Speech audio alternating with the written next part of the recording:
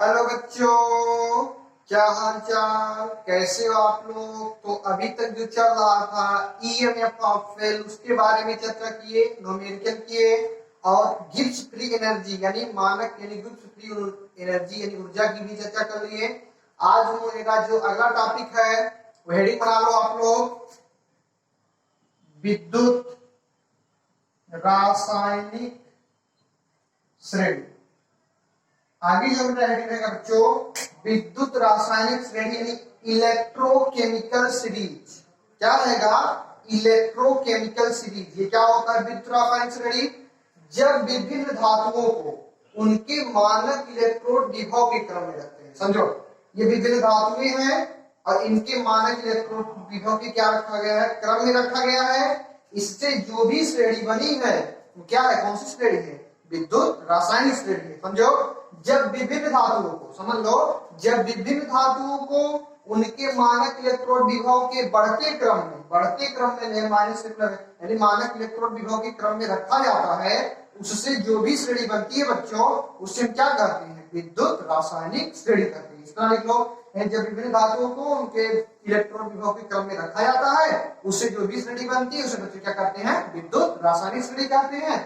उसके बाद ये क्या करो, इतना पूरा नोट कर लो, जल्दी से नोट कर लो या स्क्रीनशॉट करो, जल्दी से करो। हो गया। अब मेरा जो अगला हेडिंग रहेगा, इसको लिखने के बाद विद्युत रासायनिक श्रेणी, विद्युत रासायनिक श्रेणी के लक्षण। हेडिंग बनाओ, विद्युत रासायनिक श्रेणी के लक्षण। हेडिंग बनाओ, विद्युत रासायनिक श्रेणी के लक्षण। तो पहला लक्षण क्या होगा बच्चों, इसको समझ लो। पहला लक्षण क्या होगा? जो धातुएं प्रबल अपचायक होती हैं, जो धातुएं प्रबल अपचायक मतलब जो दूसरे को विस्थापित कर देती है। प्रबल अपचायक मतलब क्या? स्वयं विस्थापित ना हो, दूसरे को विस्थापित कर दे, वही क्या कहलाती है? अपचायक कहलाती है। समझो, जो धातुएं प्रबल अपचायक होती हैं उससे विद्युत रासायनिक श्रेणी में ये जो हाइड्रोजन है इससे ऊपर रखा गया। पहला मेरा पॉइंट यही रहेगा, जो धातुएं प्रबल अपचायक होंगी उसे विद्युत रासायनिक श्रेणी में हाइड्रोजन से ऊपर रखा गया है। क्लियर हो गया? यानी जो धातुएं प्रबल अपचायक होंगी उसे विद्युत रासायनिक श्रेणी में हाइड्रोजन की कहां रखा जाएगा बच्चों? ऊपर रखा जाएगा। तो पहला पॉइंट यही हो गया। और प्रबल अपचायक तो ऊपर होंगे, लेकिन जो क्या होंगे? दुर्बल अपचायक। जो क्या होंगे बच्चों? दुर्बल अपचायक।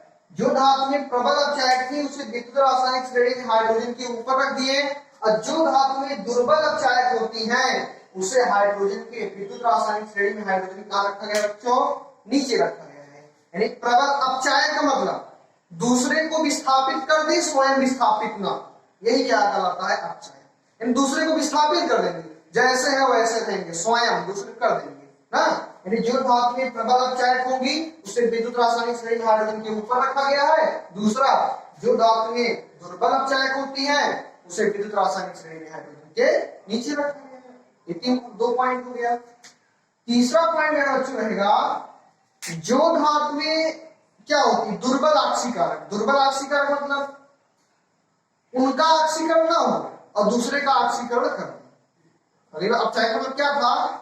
स्वयं अपचयित ना हो, दूसरे को अपचयित करे, उसी प्रकार ऑक्सीकारक। यानी वही दुर्बल ऑक्सीकारक, यानी कमजोर हो, यानी जिनका ऑक्सीकरण दुर्बल से हो, यानी बहुत एकदम जल्दी ना हो जिनका ऑक्सीकरण, उनको भी हाइड्रोजन के ऊपर रखा गया है। समझो, यानी जिनका ऑक्सीकरण यानी जो ऑक्सीकरण ज्यादा होंगे, यानी जिनका ऑक्सीकरण ज्यादा होगा वो हाइड्रोजन के नीचे होंगी, और जिनका ऑक्सीकरण क्या होगा? कम होगा, वो हाइड्रोजन से ऊपर होगा। आगे बात सुने। तो तीसरा जो मेरा पॉइंट रहेगा, जो धातुएं दुर्बल ऑक्सीकरण यानी जिनका ऑक्सीकरण जल्दी ना हो उसे भी हाइड्रोजन के ऊपर रखा गया है। अगला पॉइंट मेरा क्या रहेगा, जो धातुएं दुर्बल अपचायक हो, दुर्बल अपचायक नहीं ऑक्सीकारक, अपचायक की बात कर ली है, अब ऑक्सीकारक की बात करें। जो धातुएं दुर्बल ऑक्सीकारक होती हैं उसे विद्युत रासायनिक श्रेणी में हाइड्रोजन के ऊपर रखा गया है। और मेरा चौथा पॉइंट रहेगा, चौथा पॉइंट ये रहेगा, जो धातुएं प्रबल ऑक्सीकारक होती हैं उसे विद्युत रासायनिक श्रेणी में हाइड्रोजन के नीचे रखा गया है। प्रबल आक्सीकारक होंगी नीचे होंगी, दुर्बल आक्सीकारक होंगी तो हाइड्रोजन के ऊपर। हम लोग खेल ही देखेंगे, ये सब मान नहीं याद करना है, सिर्फ ध्यान रखो हाइड्रोजन के ऊपर कौन है, हाइड्रोजन के नीचे कौन है। अगली बात सुने, जिनका मानक इलेक्ट्रॉन विभव जितना ज्यादा, समझ लो एकदम समझने वाली बात बता रहे हैं, जिनका मानक इलेक्ट्रॉन विभव जितना ज्यादा होगा, इनका मानक इलेक्ट्रॉन इनका ज्यादा है, फिर इसको क्या करेंगे, विस्थापित करेंगे। क्यों विस्थापित करेंगे, क्योंकि विद्युत रासायनिक श्रेणी में पोटेशियम के ऊपर लिथियम है, जिससे लिथियम का मानक इलेक्ट्रॉन विभव पोटेशियम से ज्यादा है, इसलिए लिथियम क्या करेगा, पोटेशियम को विस्थापित कर देगा।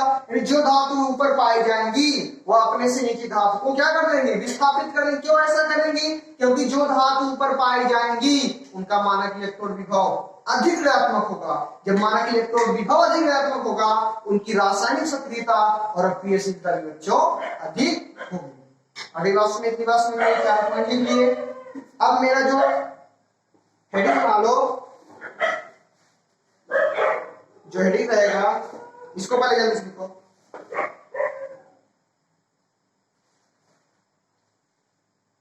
इसको जल्दी से लिखो, ये हो गया ना।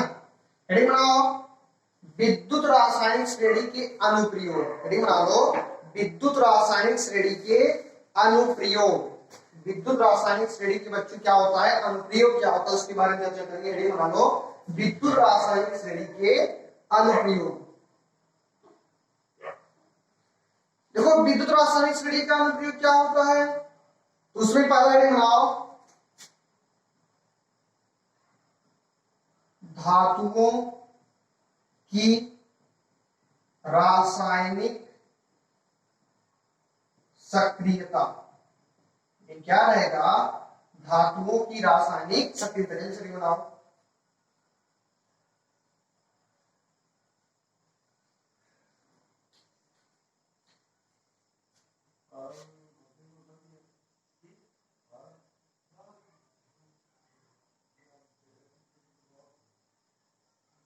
धातुओं की रासायनिक सक्रियता। देखो धातुओं की रासायनिक सक्रियता इलेक्ट्रॉन त्याग करने और ग्रहण करने पर निर्भर करता है, समझ लो। यानी धातुओं की रासायनिक सक्रियता क्या है, ये डिपेंड करता है इलेक्ट्रॉन जल्दी इलेक्ट्रॉन त्याग कर रहा है कि जल्दी इलेक्ट्रॉन ग्रहण कर रहा है, इस पे ही डिपेंड करता है। यानी धातुओं की रासायनिक सक्रियता इलेक्ट्रॉन त्याग करने और ग्रहण करने पर निर्भर करता है। यदि उसका मानक इलेक्ट्रॉन विभव अधिक ऋणात्मक है, यानी अधिक ऋणात्मक है, तो उसमें इलेक्ट्रॉन त्याग करने की जो प्रोबेबिलिटी होगी, जो क्षमता होगी, वो अधिक होगी। अगली बात सुन रहे हैं, यानी धातुओं की रासायनिक सक्रियता इलेक्ट्रॉन त्याग और ग्रहण करने की क्षमता पर निर्भर करता है। यदि उसका मानक इलेक्ट्रॉन विभव अधिक ऋणात्मक होगा तो वह इलेक्ट्रॉन क्या होगा, जल्दी से त्याग देगा। जब इलेक्ट्रॉन जल्दी से त्याग देगा उसकी रासायनिक सक्रियता अधिक होगी। जब रासायनिक सक्रियता अधिक होगी तो उसकी अक्रियशीलता भी अधिक होगी। अक्रियशीलता यानी जो जितना जल्दी इलेक्ट्रॉन त्याग कर देगा, उस जितना जल्दी इलेक्ट्रॉन त्यागा उसकी रासायनिक सक्रियता अक्रियशीलता उतना अधिक होगी। और वो डिपेंड करेगा मानक इलेक्ट्रोड विभव। जिसका मानक इलेक्ट्रोड विभव जितना अधिक ऋणात्मक होगा, जिसका मानक इलेक्ट्रोड विभव जितना अधिक ऋणात्मक होगा, वह इलेक्ट्रॉन उतना ही जल्दी त्यागेगा। जब इलेक्ट्रॉन जल्दी त्यागेगा तो उसकी रासायनिक सक्रियता और अक्रियशीलता ही उतना ही अधिक होगी। और जो जल्दी इलेक्ट्रॉन त्यागेगा नहीं, यानी क्या कर लेगा, ग्रहण कर लेगा, उनकी रासायनिक सक्रियता अक्रियशीलता क्या होगी, कम होगी। तो ऐसे कर सकते हैं, हाइड्रोजन के ऊपर जो होते हैं उनकी रासायनिक सक्रियता और अक्रियशीलता अधिक होती है, इसके मुकाबले हाइड्रोजन के नीचे। क्यों ऐसा, क्योंकि जो हाइड्रोजन के ऊपर है उनका मानक इलेक्ट्रॉन विभव अधिक ऋणात्मक है, जिससे उनकी रासायनिक सक्रियता और अक्रियशीलता अधिक है। तो इसमें क्या लिखोगे, इलेक्ट्रॉन मतलब धातु की रासायनिक सक्रियता इलेक्ट्रॉन त्याग करने और ग्रहण करने की क्षमता पर निर्भर करता है।